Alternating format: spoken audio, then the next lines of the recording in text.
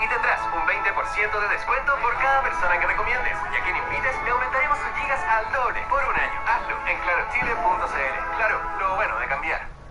Bueno, compañeros, pues otro día más el Tito Duty está con vosotros en un vídeo de novedades en Fortnite. Como veis, acabo de conectar la cámara porque tengo bastantes cositas que comentar. Tenemos una nueva skin que se va a poder desbloquear de manera gratuita. Esto es totalmente oficial, así que en este vídeo os voy a decir cómo podéis desbloquear esta skin de manzana podrida, que como sabéis tiene muchísimo que ver con esa polémica de Apple y Epic.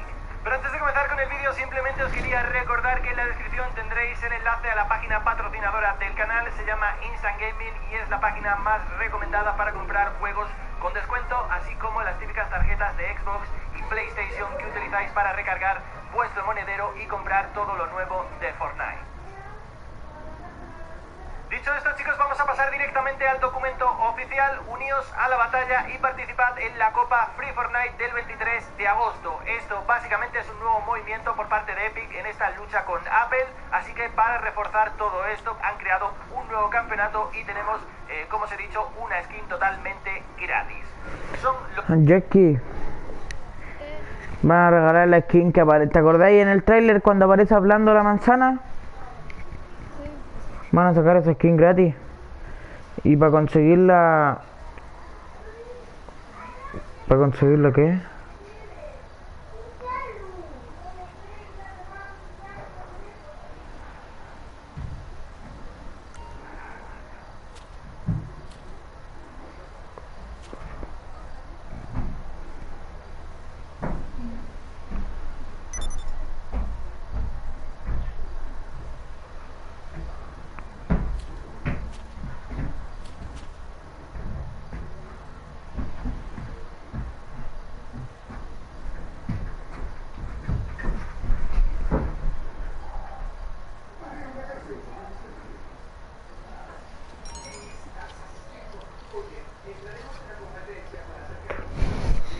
Ok. Ya pues, tenéis que jugar un torneo, Jackie, para ganarla. ¿Y es con la aplicación? No se sabe todavía. Se supone que la web es como para que Fortnite sea gratis. Se supone que debería pasar para todos, pues.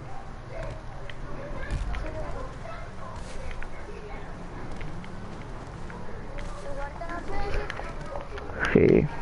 Pero para tener más todo. Tiene la media cabeza.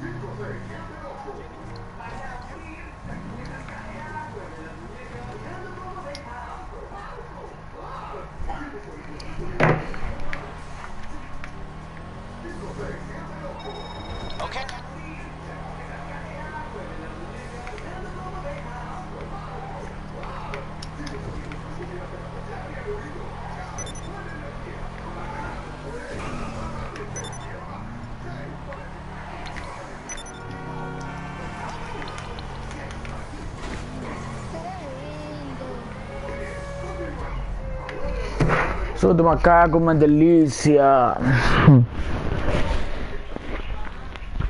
Have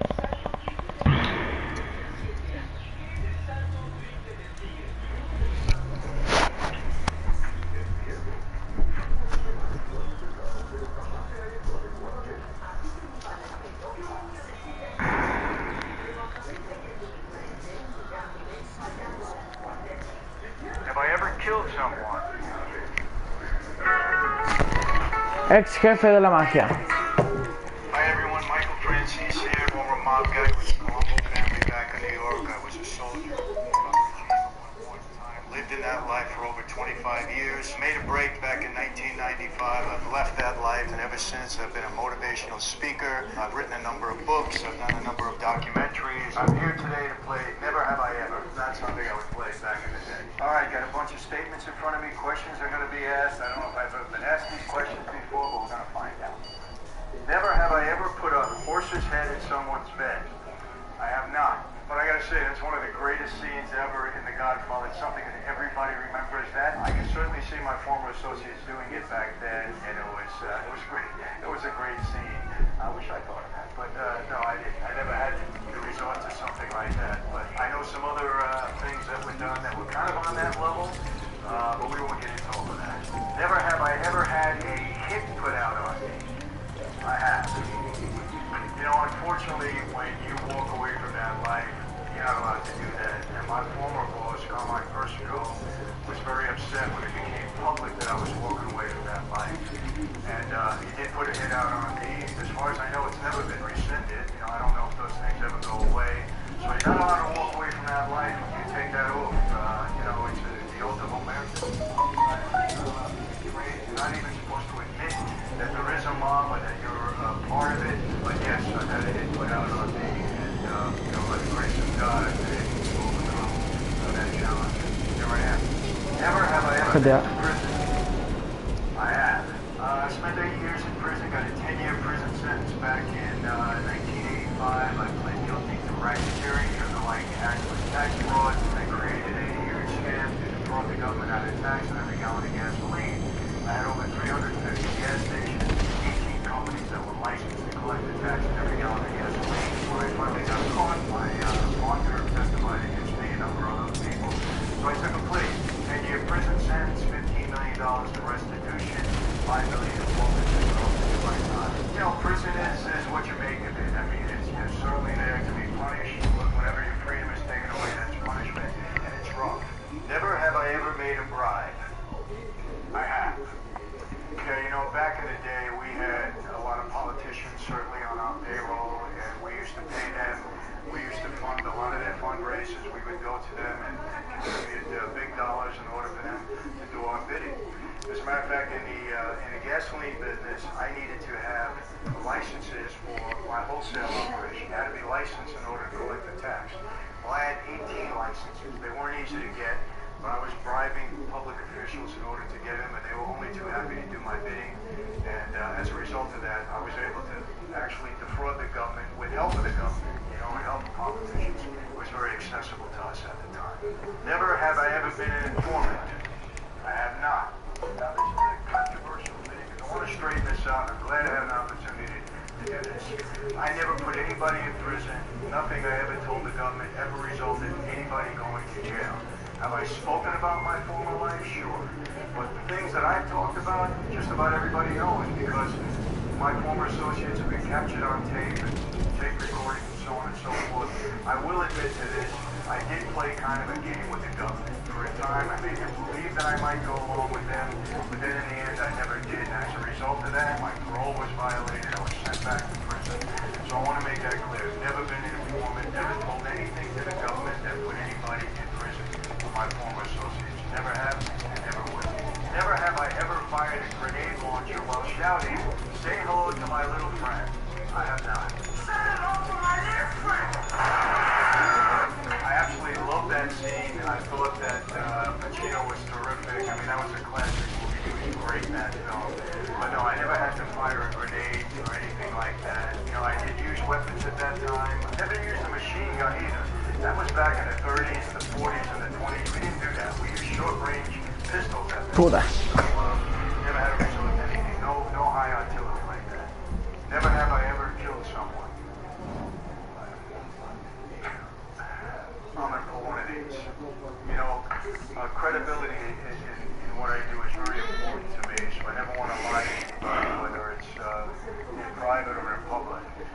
tell you this, that life is a very violent life. If you're part of the life, you're part of the violence, there's no escape. And if anybody tells you different, then they're either not being honest with you or they want to be a member of that life. And, you know, I will say this, you know, murder in that life was taken very seriously. And I will tell you this about myself, and I'm glad I have the opportunity to say this. I don't judge other people, I don't know their hearts, but I was around a lot of guys that if they had to commit a violent act, it seemed that that was part of them. I'm not going to say they enjoyed it, but they did it with some kind of fervor. And when I did it, when I was involved in anything that might have, you know, had violence to be part of it, I never felt good about it. I want to make this clear. I never glorify my former life. And the reason I don't do that is because I do believe it's an evil life, and I want to be clear on this. I'm not calling the guys evil. I was one of them. I just happen to be very blessed. But I don't know any family of any member of their life that has been totally devastated, including my own. They're not my wife and kids. You know, fortunately, God has preserved them. But my brothers and sisters, mother and father, had a very, very difficult life as a result of my dad's involvement in that life. So any lifestyle that does that to families is obviously an evil life. And I will tell you that I am extremely blessed and very fortunate to get to be where I am today, to have left that life and be able to talk about it and hopefully be a source of encouragement and hope to people to make them understand that you can get out of a bad situation in your life, you can turn it around. For me, it's all about my faith, but you know, never give up hope. You know, do the right thing, and there's always a way out.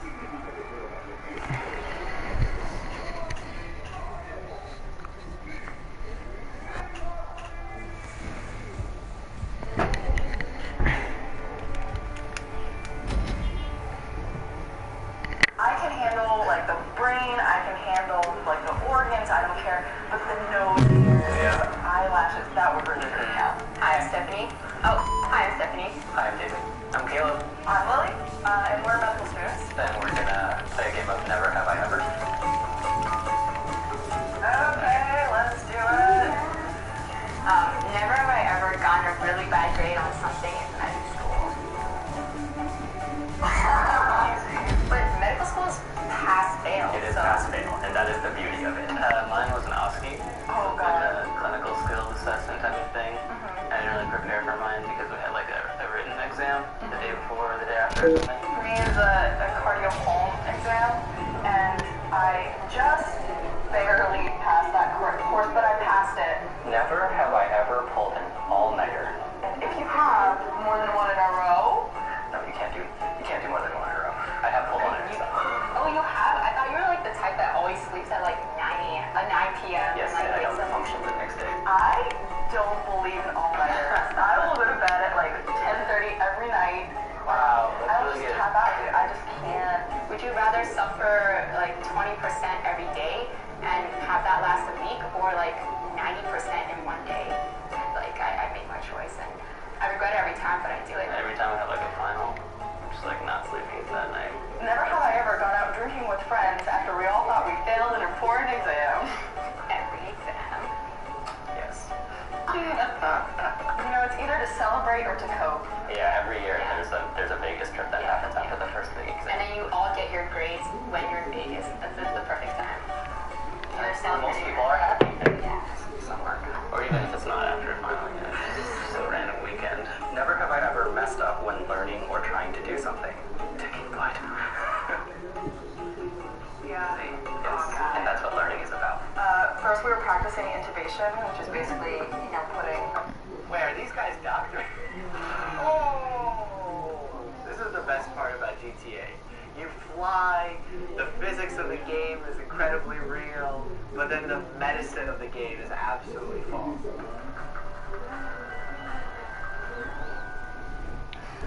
Hey, I'm Dr. Mike Warshawski, but many of you know me as Dr. Mike. And it explains, can this really happen? If it were to...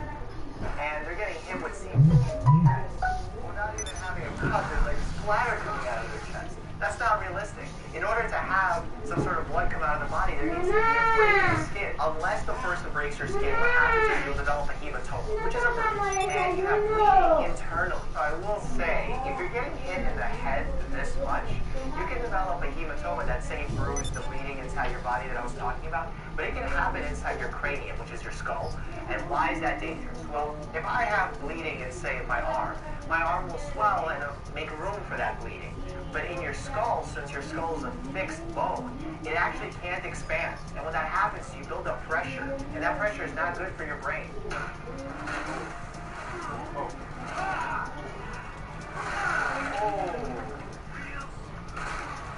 Oh. First of all, I don't know how strong these guys are that they're punching through rocks. That's gotta hurt. And I feel like you might break a bone or two inside your hand. There's actually a common fracture that happens when you punch with a closed fist. It's called a boxer's fracture. Breaking the bone right here. Horrible. Wait, are these guys doctors? Oh! That looks like an Escalade. So these are the worst types of injuries because you're going from a high rate of speed to zero very quickly. And you know what happens when you bring something that's moving fast to a complete halt? Momentum happens. So all of their organs move forward, hit the body, the brain goes forward, and it can actually get bruised and have major damage to it on the front area. You're not getting up for that. Look at the car damage. If that's the damage to a metal car, what happens to the frail human being that was just going 30 miles an hour on a scooter that flew off? And they're not wearing helmets. I already disapprove because they're speeding and they're driving on the wrong side of the road. Oh no, oh no. Oh, and the car goes flying. Oh. This is the best part about GTA. You fly, the physics of the game is incredibly real, but then the medicine of the game is absolutely false. Look at this car. It's mangled. But then this superhuman just gets up like nothing happened. If your car goes off a hill like this and you fly out of the car, first of all, you're not surviving. Your neck is breaking, your spinal cord is getting severed, you're bleeding everywhere. Oh. That looks like a better. Oh my god. The car just crushed that construction worker. Oh my god, he is... Chicky Berry. You're not going to get up and get ready to get hit in the face again. You're going to have crush injuries, and crush injuries are quite dangerous because when you damage muscles, you damage bone, there's all sorts of issues that can arise. Infection, low blood pressure from not enough blood circulating. If you have a crush injury of a bone, you can have something known as a fatty embolism, where literally a piece of fat leaves the bone and starts traveling around your blood vessels and can get trapped in the lungs, in the heart, in the brain, and that's obviously deadly.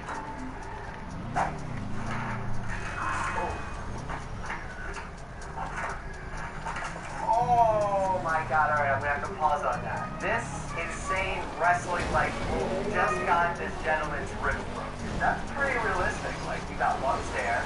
Let's see, 1, 2, 3, 4, 5, 6, 7. Alright, the rib number is a little bit off, but that's okay considering it's a game.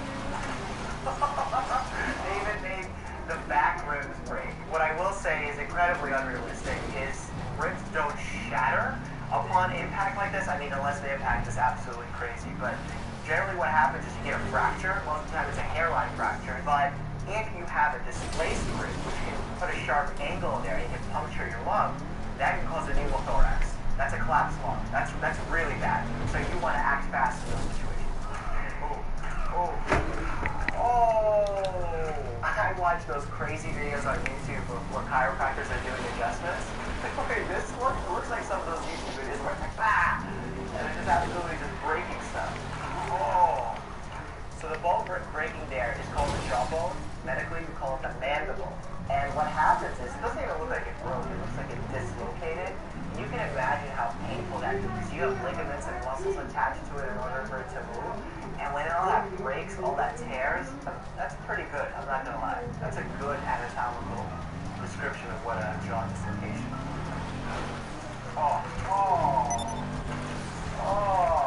That looks like a frontal lobe fracture. So the frontal bone is obviously the front part of your cranium. In real life, for that to happen, you need to have massive trauma. Think a car accident, going from 70 miles an hour to 0, hitting a wall, and then airbag not coming out or something. See, it doesn't make much sense to me, because if you have a shattered skull like this, you're done. That's it. You're not functioning.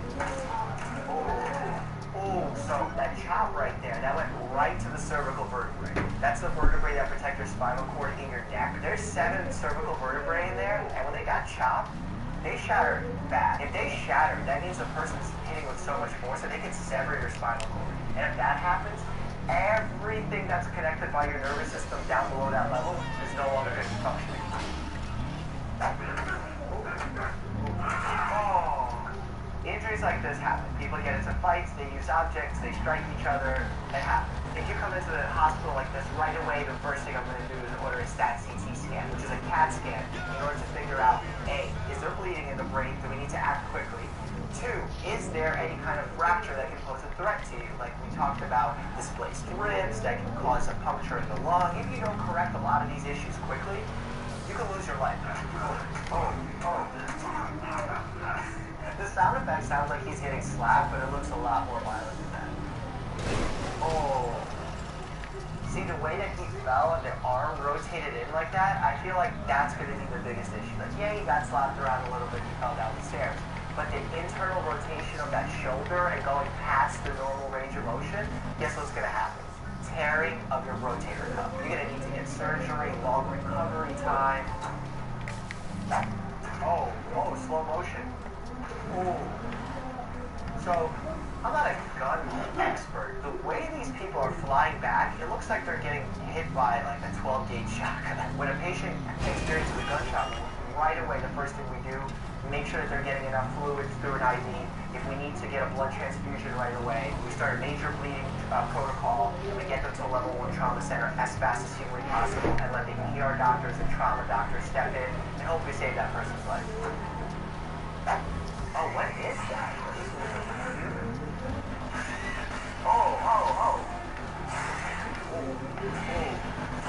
Oh, okay. That looked like a bird. I don't know if this thing is human or not, but birds are obviously dangerous because you can get a whole host of issues happening with a bird. Dehydration, infection. When you get a bird, you get something known as a contracture, which is when the skin sort of scars and contracts on itself. That can be quite painful in its own, limiting your range of motion. I feel bad for that creature, whatever it was. They got sliced and then sucked. Way to go. Oh my god. That was an innocent person. Oh my god. Anytime you have a knife wound, that's incredibly dangerous. Why? Because this gentleman did not insert a knife and leave it. And when you do that, you actually cause more damage. Because if you get stabbed by an object, the idea is not to take it out until you have emergency services around you in order to perform any kind of procedures that may be necessary. Keeping that object, if it's a knife, a stick, whatever, inserted into you, you actually put pressure on the blood vessels and reduce the amount of bleeding that's occurring. Although it's not surprising, a lot of these injuries are exaggerated. The characters are superhuman. They can seemingly survive anything. In reality, humans, well, we are resilient. We're still fragile. And if we're going to be falling off a cliff and experiencing significant amount of G-forces, we're going to have injuries. If you want to see more of my videos, check out my YouTube channel, Dr. Mike. Remember, Dr. spelled out. As always, stay happy and healthy.